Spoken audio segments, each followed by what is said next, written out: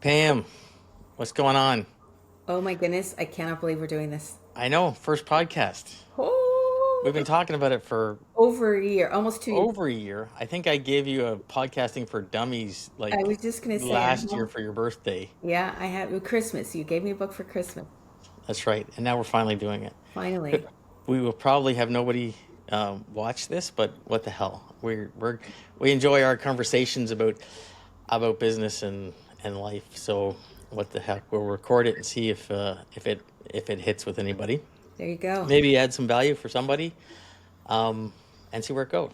So, the first idea we talked about was kind of, I was hoping to leverage some of your experience on the boards that you sit on. Yep. I've been spending a lot of time recently investigating AI and learning about AI. We use it in our business and our product, but I mean, it's relatively small business. I'm interested to hear like what are the boards? What are you seeing in boards when it comes to AI? Are people scared? Are they worried about it? Do they see a big opportunity? Is it a little bit of everything? And then, well, let's start there, and then I think I have some follow up questions in terms of security and Sure. privacy and all that stuff. So, Yeah. Yeah. so what are you seeing? Well, it's interesting. It's such early days, and I think that really sits at the board level as well. And maybe if I could just ground it in, like, what is the board's responsibility?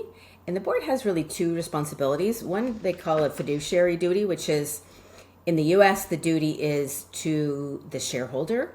And in Canada, the duty is to the organization. So make smart decisions on behalf of the organization and its longevity. The second duty is called the duty of care, which means make decisions reasonably. And by reasonably means you actually understand the context in which you're making the decision. And I put that out there because that's where I think understanding AI is so important at the board level. Is if you're going to make a decision around capital allocation or ethics or anything like that, AI is so new, and frankly, most boards are just truly at like not even crawl in crawl rock one stage. So I think that it's such an opportunity. So if I look at the boards that I'm on, I have three different organizations, different sizes, different structures. The one that's the public company, the organization itself is actually using AI in really interesting ways, and we can come back at that. The organization, meaning the company or The the company, board itself? the company. So Okay. the management team, the board is not really not as educated on the whole thing yet. Mm-hmm. And so, literally, just yesterday, we had our board meeting and we were talking about director's education, and that's important to continue. And so, I suggested that we actually have a session where we do two things. We bring in an expert, so probably one of the professional service firms, and actually talk to us from the board's lens, and we can get at that in a little bit in terms of what does that mean looking at it from the board's lens, but really give them a bit of an education, and then have the management come in and explain what it is they're doing right now. And So so, that begs a question for me. So when I think of boards of directors, especially non-tech yeah, boards of director, typically older, typically male, but not in my mind. It doesn't pop in like these are tech savvy guys, right? Some, I'm gonna say at least 55 or older, probably 65 or older is probably where the average is going to kind of hit. So like when you say you're going to bring in a consultant expert to explain AI, I'm like, is that where we need to start, or do we need to start with like the real basics, right? Like I talk to people all the time, friends, whatever, right? And I happen to mention something, and and I keep saying this, especially right now, I'm posting it on LinkedIn a lot. Stop using it like Google, yeah, right? Because it's not about, it's so much more than Google. yeah. So I guess back to your question in terms of educating the board, is it are you going too far, I guess, with experts, or is it kind of got to be baby steps? Well, I think of it in sort of three steps. And I call it teach me, show me, prove it to me. And so the teach me part is you need some kind of baseline understanding what AI is and what it isn't, right? And it Mhm. doesn't have to be highly technical, but that baseline understanding, and I think partly because when you get to the ethics later, you need at least some of that, right? And then show me is okay, have the organization show you what it is they're doing with it, and then prove it to me is okay. And if you want to invest a bit of money in this whole thing, you've got to provide some metrics, etc. At the end of the day, like the board is really there to look at the very long-term sustainability, but to just bring that back to your point, which is like who's on boards, and it really depends on the board. All the boards that I'm on right now, we have, I would say, at least 50% female. Good. And they range in age. Two of them will be a little bit older. One of them is actually a little bit younger, but it's a girl focused not for profit. It's Girl Guides of Canada. And in that one, we did an AI session at our last board meeting. And what I did ahead of time was you will have seen it was like a real trend about 3 or 4 months ago, creating those like characters in the little, bubble pack of somebody to look like almost like what's the word I'm looking for? Action figures, right? And so I actually went to ChatGPT and created an action figure of every member of the Girl Guides board in their Girl Guide uniform and handed them out to everybody just to give them again that sort of like a tangible example Yeah. where it's going, what it can do. And they're like, oh, I didn't realize I could do that. I Yeah. learned a ton doing it about like how many times it took to actually get the right Girl Guide logo, all that kind of stuff, right? So I learned a lot just doing it. But I think your point is a good one, which is like, how do we actually give people that immersive experience? Because if you just keep it theoretical, they're not going to get it. Yeah, and that's my big push right now is just go try something different, right? Mhm. Like I just put a post on LinkedIn about I created a Space Invaders game. I went to Claude, I typed in create a Space Invader game that I can play right here, and like one prompt it did it, right? Like just go try stuff like that. Yeah. Your example about, creating images, like a lot of people don't know you can do that, right? And Mhm. you can go create a video on VO3 or whatever.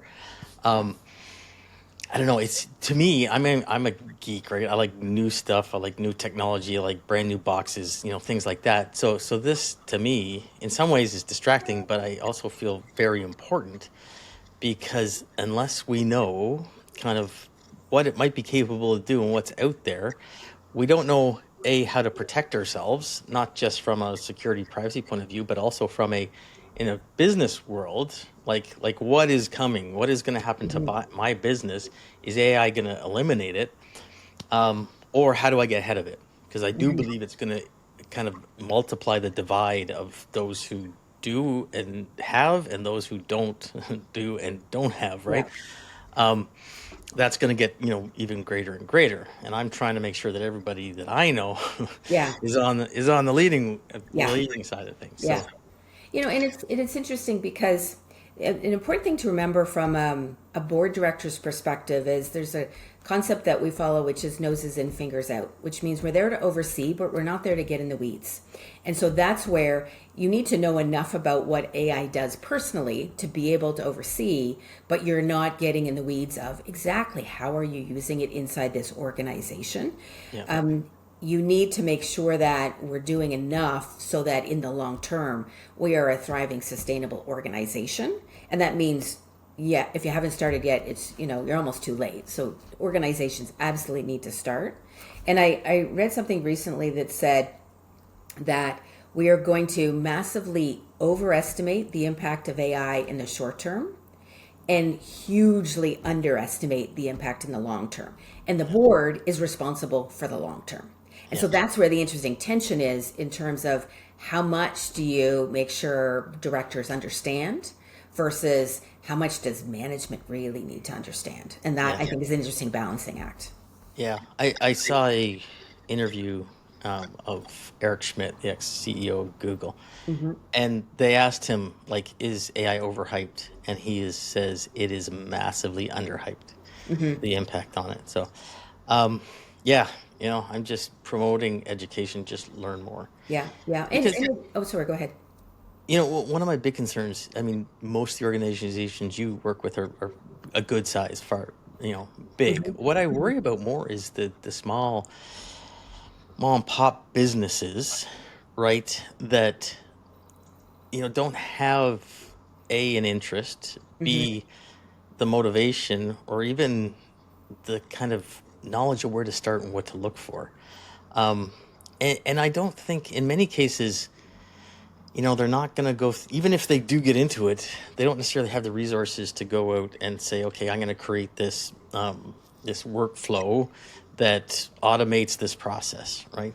So I see two things there. One is huge opportunity for companies to come in and do that for them, Hmm. right? Hmm. Hmm. Um, and but also for those who don't take the initiative to engage in that, I worry for them. Seriously, I mean, people, especially if you're older, you've been, running your own business for 30 years and you're, say, 55, and you're not really that interested in, you know, you're happy Hmm. with the business, the size that it is running pretty well, you're starting to kind of wind down things. Like, is it all of a sudden going to go away? And that's a big concern. Now, it Hmm. doesn't that doesn't fit well into boards. Most of those companies don't have boards, Hmm. but it's still kind of like that in my mind, the idea of the board is to set the Yeah, direction, exactly. and the guidelines. And when you're a small business owner, you kind of have to do that You yourself. want to So, know. Yeah, and or like be forward thinking enough to have a couple of advisors around you, who can at least like either poke and prod you or can actually bring some of that skill set to the table for you, and the right? beauty of the advisors is now you can use AI to have the best advisors out there. There you go, right? Yeah. And I think there's a lot that is scary to folks because it is so much unknown, and I think people think you need to really understand technology to be able to really dive in, and that's not the case. And if you think about how people learn to use the internet and search and everything ages ago, it's that, and it's interesting because so our mom is doing a little speech in a couple weeks for the music event, and she has to do the introduction. So I said to her, okay, we're going to write it with AI. And so she's got to get like the bios for the guys and everything. And, I said to her, well, what we'll do is we'll say, write this little 1 minute introduction when the audience is seniors. Go. And she's like, she is so excited that we're going to do this. Oh, good. Right. And I think, to your point, it's just everybody can figure out how to dive in. You just have to start. Yeah. And that's one of the beautiful things about the technology is you need almost zero training. You need curiosity, and that is it, right? You Yeah. don't have to know how to do math or Yeah. coding or Yeah. anything. You Yeah. speak English, Yeah. or any language. Yeah. Um, you can make this work, which is Yeah. which is Yeah. pretty exciting in many ways. And just to bring that back to boards for a second, one of the most important characteristics of a board director is curiosity about, the organization, about the environment, and a really good director asks really thoughtful questions. And in that regard, you can know almost nothing and still ask really good questions about, and so that comes back to my teach me, show me, prove it to me. Even if you're using that kind of mindset, or even as a small business owner, you could use that mindset too, which is like, how do I get into this? But that curiosity is so important at this stage of the game. And I think folks are still a bit afraid, but once you actually start to use it, usually you need a personal reason. That's the best way to learn. Is Yeah. like, okay, I have something I need to do. Yeah, for sure. And I think that it's appropriate for anything, like even learning Excel, right? If you Totally. can lead in theory until you actually do it for something, you don't Yeah. learn it. Exactly. But coming back, it's funny you mentioned the questions on the board, Hmm. and our mother at the same time, right? I sat on a board with mom, and she felt like she was out of place and didn't add any value, but she added a lot of value because she asked the questions that nobody else, because she Right. brought a totally different perspective. and added a lot of value. Yeah. She was so concerned about people. Everybody else was concerned about numbers, and it was very, Yeah. And impactful. it's so true. And that's where you want that diversity of expertise and lived experience around a board table helping an organization. Because at the end of the day, again, you want that organization to thrive well into the future. And it takes a village. For Yeah. sure. Yeah. So, is the typical stance at the board defensive or opportunistic? Like, holy cow, we got to protect our data. We got to make sure our employees aren't putting our proprietary data into these large language models, or is it like, holy cow, what's like, we got a huge opportunity here? How do we leverage this? And I think there's a third one, which is I don't even know I should ask either of those questions yet. Mm, Excuse me, right? And so, and that's where I think that basic education needs to come in as well. And the reason I say it is, as a director, your responsibility is to make sure that the organization is thinking about the future and all of that. And so that's where that context is so important. I would say, in some cases, I mean, I think all organizations are worried about, the boards are worried about, are you putting confidential company data into things now? And so organizations are starting to get AI policies. Not very many yet, but like certainly, they need some direction. The employees need some direction there. And then I think some organizations are really understanding the opportunity. And so, if I think about the two bigger organizations I'm involved in, one of which is a not-for-profit. In most not-for-profits, many organizations are like this, but they are so far behind on their technical debt, like their digital transformation is like at ground zero. And so when I'm asking about it, how are you using AI, they're going, I need to get all my data in one place. Right? I need clean data in one place. Let me start with that. And so, what do you mean by that? What's the so purpose of getting all their data in one place? Is to tackle the technical debt, or is it? no, it's to be able to to get at the AI. Partly it's even just like basic analytics. But when you get all that data from disparate places, there's member databases, there's experience data, like there's a bunch of different things that need to come together in one good place for them to have the foundation to be able to do some really interesting things in terms of like journey mapping and next best action for the members, all that kind of stuff. So that's Hmm. one. And I, then Remind me to come back on that because I have a different okay. point of view on it. So, Okay. All right. Good. And then the other organization, which is a consumer-facing products company, they are doing some really great things, both on the marketing side and the sales side, with AI. In terms of on the sales side, it's more of the sales next best action. Who should you be contacting next? How does your day look like as a salesperson to make sure you're maximizing your efficiency, all that kind of thing. And then on the marketing side, it's not just media planning, but creative development and really sort of taking that next step there. They haven't done as much yet that I'm aware of on the like the finance side and things like that. And I think in this not for profit, the number of manual transactions that happen, right? The opportunity for really replacing those kind of activities with AI so that those people can do the analysis, can think through like, what should we be doing next? Look at it from a quality assurance perspective, all that kind of thing. And so I think it's interesting. I'm involved with different organizations at different stages, and it really, it almost depends on how well they actually embraced technology 10 years ago, 15 years ago, in terms of where are they at now. so back to the comment about trying to get all their data in one place. Yeah. My fear with a bit of that kind of theory or attitude or whatever you call it is I get it, right? Like you see the future, like, hey, if we have all this nice clean data in one place that we can analyze, query, use as a rag, or use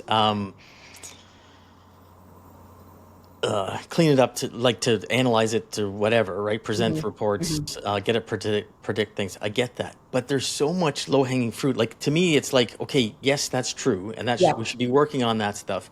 But let's look at the really, really small stuff that we can, like the low hanging fruit that we can tackle like right now. totally. Like so, RPAs, robotic process automation, have been around for a long time, right? Hmm. Which is basically, and people think that's AI, but it's not, right? No, It's it's basically automation. a computer that knows that when this comes in, you do this, do this. Very logical. Doesn't think about anything. It just follows a flow, right? And if they're not doing that for repeated tasks, they should, right? Like Hmm. if you can define it, Baseline. you Yeah, should get rid of it. yeah, The next step is like you throw AI into the RPA process, and hmm, all of a sudden you can do so much more, yeah, right? Like, because now those things that before you couldn't do because somebody had to make a decision, now you can put it in there. And if you don't trust it, there's human in the loop processes that you can get it to make the decision and then validate it and go on, and then it'll yeah, learn from itself. So my point is, like, I get the big vision, but yeah, you're going to learn so much more just starting doing something, yeah, and get going with it. So yeah, yeah. No, I don't disagree with that. I think another example that I was working with a senior leader on something, and she wants to put forth something to the board around a new approach, um, and uh, and I had no idea what the concept she was talking about was about. So I went and sort of, okay, let me look it up, and then I thought, okay, let me actually try to have AI create me a presentation about it. And partly I was doing it not because I was trying to learn what the concept was, because eventually we're going to hear it at one of the boards, but it was, I wanted to show that leader that they could use this tool mhm. as well, right?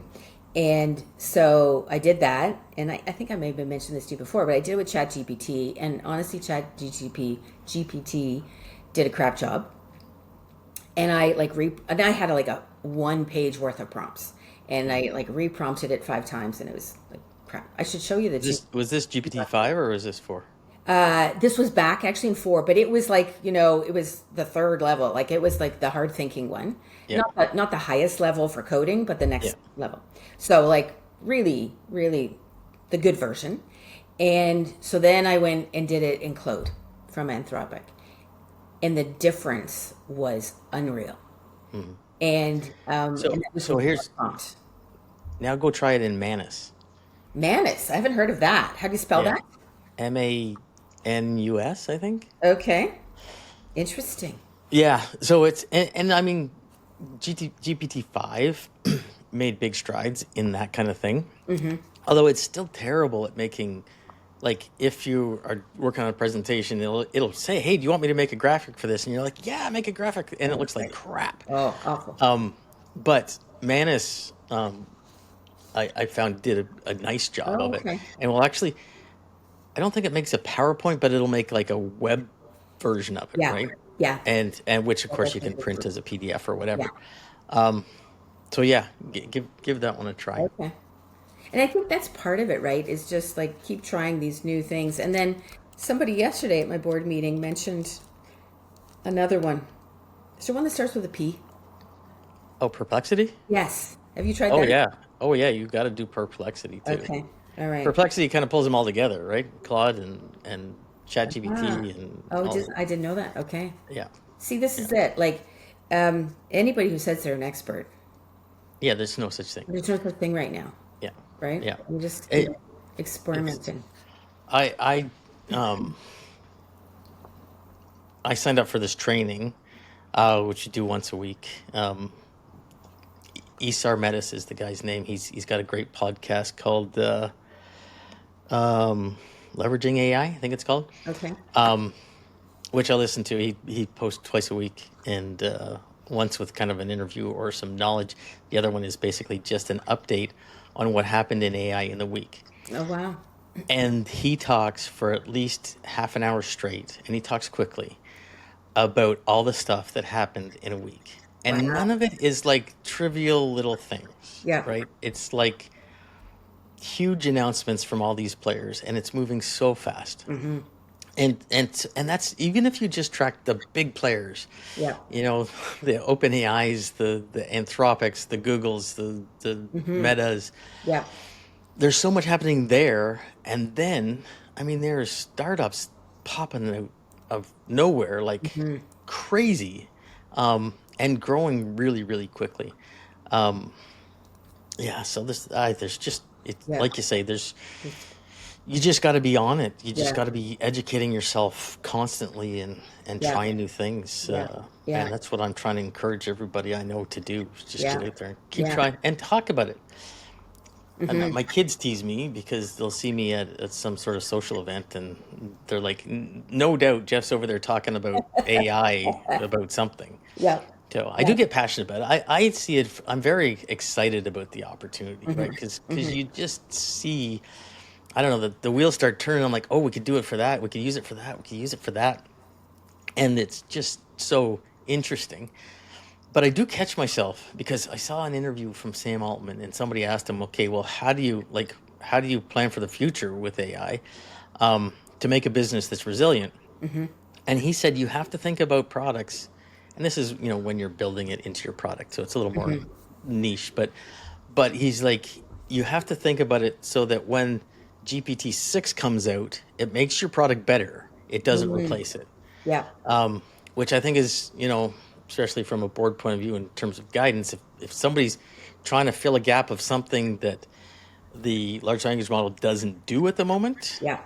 just make sure that it's going to get better with the next version and not replace Yeah. That's so the next one. interesting. Yeah. It's interesting too because it makes me think a little bit of coming from the media business. Uh, we spent well, first of all, we let the horse out of the barn like 25 years ago when we put all of our content up on the internet for free. So that was a problem. But media is so reliant on search to drive traffic. And now when you look at like Google and you get everything you need in that first AI driven paragraph, Mhm. that the world of search is like going to fall apart. Not only search, but search advertising. Yes, exactly. Like Yeah, so like Google is going to be affected as well as all the organizations that rely on that traffic. mm, And 100%. right? And they're not thinking about that fast enough yet. Yeah, like an AI version, in 5 years from now, what's the internet going to look like? Like, are humans even going to want to go look at it, or is it just so optimized for Yeah. AI to search and index, um, that and do are humans even going to want to? Right? Hmm. They're just going to go to their AI, Yeah. uh, and ask the question. Hopefully, not just like Google, right? Yeah. Um, I keep saying two things that I keep repeating. One is, the answers are now easy. Hmm. The question is now everything, Hmm. right? And I mean that in many different ways. But mostly, you need to start thinking much more creatively, right? And about leveraging things. Um, and I had another one, and what was I going to say? Uh, As you think of it, you made me think of something though, which kind of comes back to a board lens a bit as well, which is the ethics part of it. mm, And when you think about what you were getting out of ChatGPT 2 years ago and what you get out of it now, when you just do a regular query, you're at least getting the sources now. It was such a black box before, and you weren't able to really validate the content, and hmm sometimes the content was in fact wrong because it wasn't just pulling stuff, it was actually presuming stuff, right? And I think that is one thing that an organization needs to be thoughtful about is the ethical use of AI with the content, with the data, etc. And I think that's something that is still very early days as well. Yeah, for sure. And I think there's a couple of different aspects of that, right? So what are you using the AI to do, right? Like Hmm. if you're using it to manipulate people in a way that you shouldn't be doing that, then that's one thing. And it's possible now, right? I Hmm. mean, you could basically automate a social media campaign that is full of lies and you could do it in scale Yeah. quickly. So, I'm sure that's happening already. Um, the other side of it is like what safeguards are the LLMs putting in there Hmm. to prevent stuff, Yeah.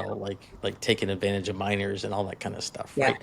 Like, and where's the government and all this, right? The Hmm. oversight and whatnot. Hmm. In the U.S., anyways, right now, it's much more promoting the Wild West, and I get it in some ways, right? We're kind of in a race against China to Hmm. because whoever's gets to um, ASI first is kind of gonna have an Hmm. advantage for sure. Um, but I do feel they need to make take some kind of stance and Hmm. put standards out there. Um, Yeah. but who knows where we'll see that. And it's So interesting because when you think about it from like the regulatory point of view, the US is very much at the low end of any kind of regulation, and the EU is at the high end, which they've done with everything with the internet.